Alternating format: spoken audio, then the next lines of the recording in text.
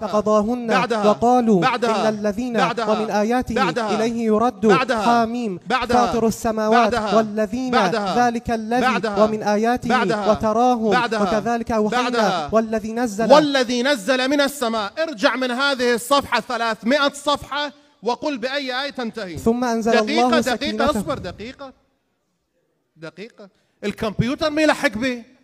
طيب 300 صفحة قبلها بأي آية تنتهي الصفحة؟ ثم أنزل الله سكينته. هسه راح نصعبها أكثر. ارجع آية راح يقرأ بالشكل القهقرائي. آية راح يرجع. قبلها أي آية؟ لقد نصركم الله. قبلها أي آية؟ قل إن كان آباؤكم. قبلها يا أيها الذين آمنوا خالدين فيها. قبلها يبشرهم ربهم. قبلها الذين آمنوا. قبلها أجعلتم قبلها إنما يعمر قبلها ما كان للمشركين قبلها أم حسبتم قبلها ويذهب قبلها قاتلوهم. الصفحة التي بعدها بأي آية تبدأ؟ يبشرهم ربهم. صفحتين بعدها يريدون أن يطفئوا. صفحتين. انفروا خفافا. صفحتين. فلا تعجبك. صفحتين. كالذين من قبلكم. صفحتين. استغفر لهم. 5 صفحات. التائبون العابدون. 5 صفحات. وإذا تتلى عليهم. اللهم صل على محمد وآل محمد. 10 صفحات بعدها. فلولا كانت قرية. نهاية الصفحة أي آية؟ ولا تدع من دون الله. الكلمة الأخيرة. الظالمين. صلوا على محمد وآل محمد.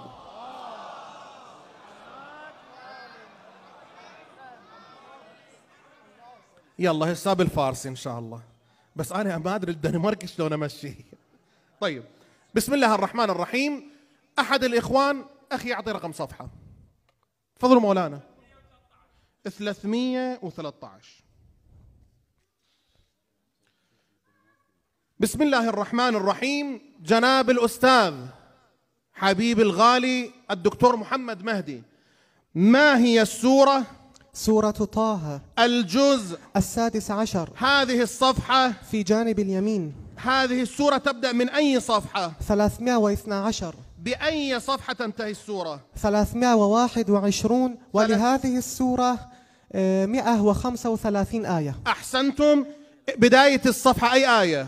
وأنا اخترتك. نهاية الصفحة أي آية؟ ولقد مننا. الكلمة الأخيرة أخرى. في أي مكان نزلت السورة؟ في مكة. ابدأ من بداية الصفحة. أعوذ بالله من الشيطان الرجيم.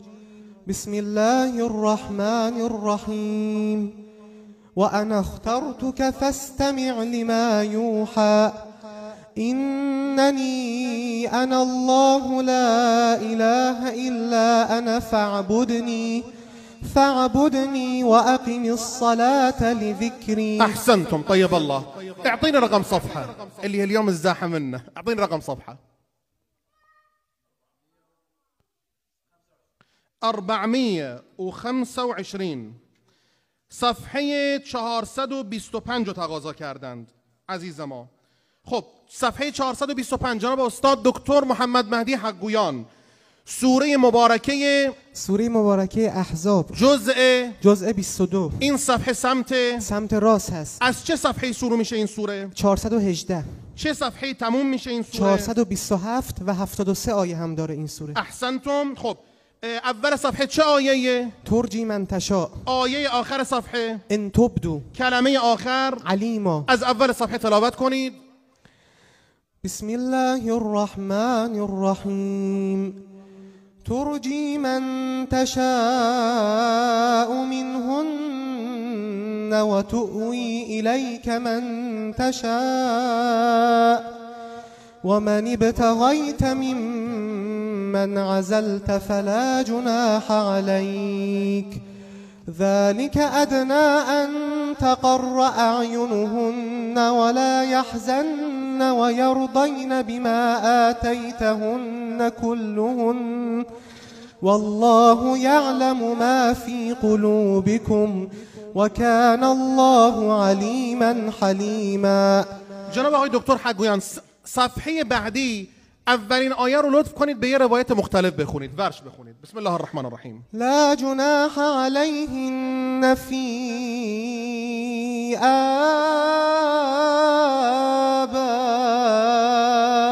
آبائهن ولا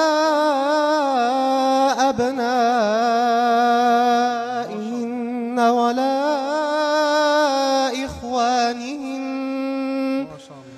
ولا أبناء إخوانهن ولا أبناء أخواتهن ولا نسائهن ولا ما ملكت أيمانهن واتقين الله إن الله كان على كل شيء شهيدا. آقا من خیلی لذت بردم از آهنگت، واقعا عالی بود.